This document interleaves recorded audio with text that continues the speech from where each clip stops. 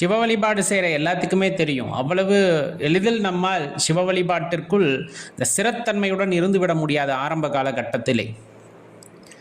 வீட்டிலே தொடங்குகின்ற எதிர்ப்பு, குடும்பத்திலே தோன்றுகின்ற எதிர்ப்பு, சமுதாயத்திலே எதிர்கொள்ளக்கூடிய எதிர்ப்பு, இந்த மாதிரி நிறைய இருக்கும். எதிர்ப்பு அப்படின்னா வழிபடாதேன்னு நேராக சொல்ல மாட்டாங்க, மறைமுகமாக கேட்கறது.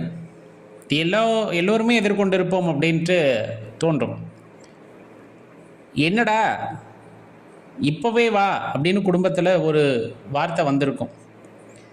அப்படியே கொஞ்சம் விஸ்தரித்து போனோம்னா, என்ன இப்பயே பட்டையடிச்சாச்சு, ருத்ராட்ச கொட்டை போட்டாச்சு, என்ன சாமியாராக போகலாம் அப்படின்ட்டு இருக்கியா அப்படிங்கிற ஒரு விதமான எண்ணத்தை அவர்கள் ஒரு கேள்வியாக எழுப்புவார்கள்.